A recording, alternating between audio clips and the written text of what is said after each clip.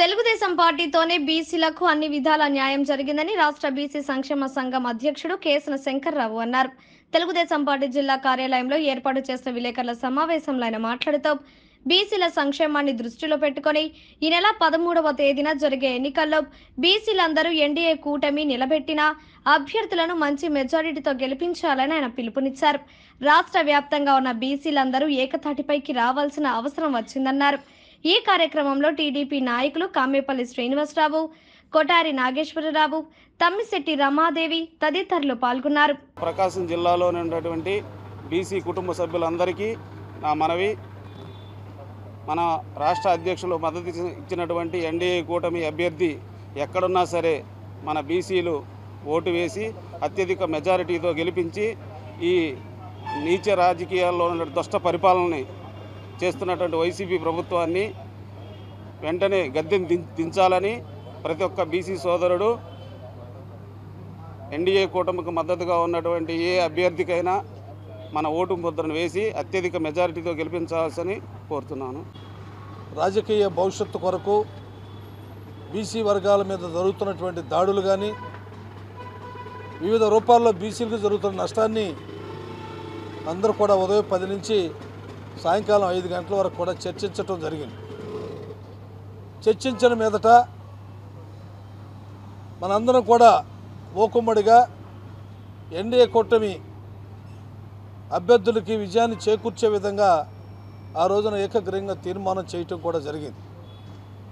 ఎందుకంటే రాష్ట్రంలో బలహీన బడుగు వర్గాల పైన అనేక అత్యాచారాలు జరిగినాయి, అనేక మానభంగాలు జరిగినాయి, అనేక రేపులు జరిగినాయి, అనేక మర్డర్లు జరిగినాయి. అదేవిధంగా అన్ని విధాలు కూడా భూ కబ్జాలు కూడా జరిగినాయి.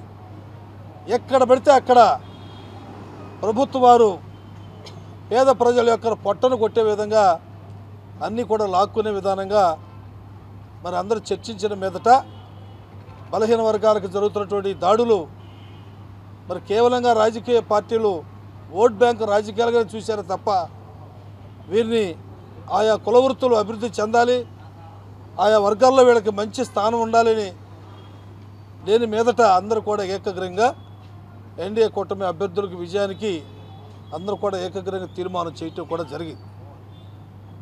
ఆ క్రమంలోనే రాష్ట్ర ప్రభుత్వం ముఖ్యమంత్రి జగన్మోహన్ రెడ్డి గారు ప్రభుత్వం చేసినటువంటి అరాచకాలన్నీ కూడా ఏ రోజు కూడా ఆయన ముఖ్యమంత్రి హోదాలో ఉండి నా బీసీ, నా ఎస్సీ, నా మైనారిటీ అంటాడే తప్ప వారి మీద జరుగుతున్నటువంటి దాడులని ఇప్పుడు కూడా ఖండించినటువంటి పాపాను పోలా. పోలీస్ స్టేషన్లో కంప్లైంట్ ఇస్తే పోలీసులు కూడా తీసుకోలేనటువంటి పరిస్థితిలో ఈ రోజున అక్కడ ఉన్నటువంటి రాజకీయ నాయకులు ఈ విధమైనటువంటి అరాచకాలు సృష్టిస్తూ ఉన్నారు. మరి బలహీన బడుగు వారు ఎవరికి చెప్పుకోవాలి వాళ్ళ ఆవేదన, వాళ్ళ బాధ ఎవరికి చెప్పుకోవాలి, వాళ్ళకి జరిగిన అన్యాయం ఏం చెప్పుకోవాలి? ఆ విధమైనటువంటి పరిస్థితుల్లో మేము కష్టాలు పడుతున్నాం, ఈ ప్రభుత్వాన్ని వెంటనే దించేయాలి అనేటువంటి ఆలోచనతో ఆ రోజున ఈ యొక్క వర్గానికి మద్దతుగా తెలియజేయటం జరిగింది. ఈ బలహీన వర్గాలకు జరిగే అన్యాయమైన దాడుల్ని వాళ్ళు ఏమైనా ప్రస్తావన చేస్తున్నారా? చట్టసభలో మాట్లాడుతూ ఉన్నారా? అధికారులతో మాట్లాడుతూ ఉన్నారా? అయ్యా మా వర్గాలకు ఈ రకంగా అన్యాయం జరిగింది, మీరు ఎమ్మటే స్పందించాలి, మాకు ఎమ్మటే చర్యలు చేపట్టాలని ఈ ప్రజాప్రతినిధులు ఏమైనా మాట్లాడుతూ ఉన్నారా? కేవలంగా వారు ఒక రాజకీయ పార్టీ లైన్లోనే ఉన్నారు తప్ప, కానీ ఓట్లు వచ్చేటప్పటికి మీరందరూ నేను బీసీగా పోటీ చేస్తూ ఉన్నాను, నన్ను గెలిపించండి, నేను చట్టసభల్లోకి వెళ్ళి మీ సమస్యలు పరిష్కరిస్తాను అంటున్నారు. ఏ వర్గానికి అన్యాయం జరిగినా కూడా మాట్లాడేటువంటి వారు ఎవరు లేరు. మళ్ళీ వాడు వచ్చి నా ఎస్సీ, నా బీసీ అనేటువంటి పదాలకి బీసీలందరూ కూడా లొంగొద్దు. దయచేసి బలహీన వర్గాల వారు ఎవరికి మభ్యపెట్టి మీరు మాయలో పడొద్దు. ఈ రాష్ట్రాన్ని మనం కాపాడుకోవాల్సినటువంటి బాధ్యత మనందరి మీద ఉంది. వీరిద్దరు కలయికతో ఈ రోజున రాష్ట్రంలో నూతనంగా ప్రభుత్వం ఏర్పాటు చేయాలనే ఉద్దేశంతో బీసీ సంక్షేమ సంఘం కూడా ఒక కీలకమైనటువంటి నిర్ణయం తీసుకున్నాం. ఆ క్రమంగానే మరి కేంద్రం సహకారం కూడా కావాలి కాబట్టి, మరి కేంద్రం యొక్క నిధులు కానీ మళ్ళీ విధులు కానీ కావాలి కాబట్టి, అదేవిధంగా మోడీ గారి సపోర్ట్ కూడా కావాలి కాబట్టి మరి వారి యొక్క సహకారం కూడా తీసుకుని ఎన్డీఏ కూటమిగా ఏర్పడి ఈ రాష్ట్రంలో అత్యధిక స్థానాలు కూడా ఎన్డీఏ కూటమి అభ్యర్థుల్ని మనం గెలిపించుకోకపోతే భవిష్యత్తులో మనం అంధకారంలోకి వెళ్ళిపోతాం, చరిత్రహీనులుగా మారిపోయేటువంటి పరిస్థితి కూడా ఏర్పడింది. దయచేసి ఈ రాష్ట్రాన్ని కాపాడుకోవాల్సిన బాధ్యత మన మీద. మీ అందరూ కూడా నేను ప్రార్థిస్తూ ఉన్నాను. అదేవిధంగా ప్రకాశం జిల్లా మరి 7 నియోజకవర్గాల్లోని పాత జిల్లా కూడా ఉంది.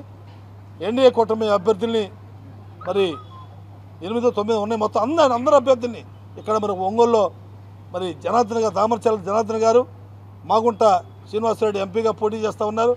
ఇతర ఇంకా ఎమ్మెల్యే అభ్యర్థులందరూ కూడా ఉన్నారు. వారందరూ కూడా విజయానికి మనందరూ కూడా కంకణబద్దులై వారి యొక్క గెలుపు కొరకు నిరంతరం ఈ 10 రోజులు శ్రమించి ఈ రాష్ట్రాన్ని మరి యువత భవిష్యత్తులో పెట్టే విధంగా మిమ్మల్ని అందరూ కూడా రిక్వెస్ట్ చేస్తూ సంక్షేమ సంఘం తరపున నమస్కారాలు తెలియజేస్తూ సెలవు తీసుకుంటున్నాం. తెలుగుదేశం పార్టీ అనేది బలహీన వర్గాల వేదిక.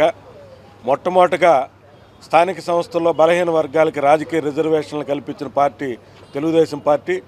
అట్లాగే బలహీన వర్గాలకి రాజకీయంగానే కాకుండా సామాజికంగా అన్ని రకాలుగా కూడా ప్రాధాన్యత ఇచ్చి ఆనాడు ఎర్రవనాయుడు గారి దగ్గర నుంచి యనమల రామకృష్ణుడి దగ్గర నుంచి కె కృష్ణమూర్తి దగ్గర నుంచి గొప్ప గొప్ప నాయకుల్ని తెలుగుదేశం పార్టీ తయారు చేసింది, బలహీన వర్గాల నాయకుల్ని.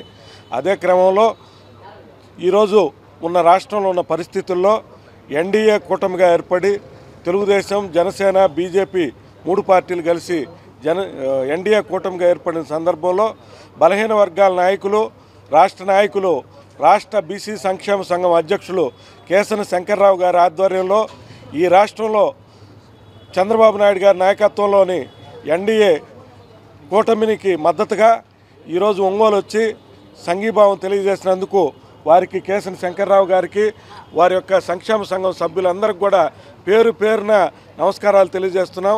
రాబోయే రోజుల్లో కూడా గతంలో కూడా 5 సంవత్సరాలు బలహీన వర్గాలకి ఆదరణ పథకం కావచ్చు, విదేశీ విద్య కావచ్చు, అనేక వ్యక్తిగత లోన్స్ కావచ్చు, అనేక బీసీ సప్లాన్లో కొన్ని వేల కోట్ల రూపాయలు ఖర్చు పెట్టిన చరిత్ర తెలుగుదేశం ప్రభుత్వం ఉంది. ఈ ప్రభుత్వం జగన్మోహన్ రెడ్డి వచ్చిన తర్వాత బలహీన వర్గాలకు సంబంధించిన అన్ని పథకాలను రద్దు చేయటమే కాకుండా బలహీన వర్గాల రిజర్వేషన్లో స్థానిక సంస్థల్లో 34% నుంచి 24% తగ్గించడం, బలహీన వర్గాల మీద దాడులు జరిపిన చరిత్ర జగన్మోహన్ రెడ్డిది.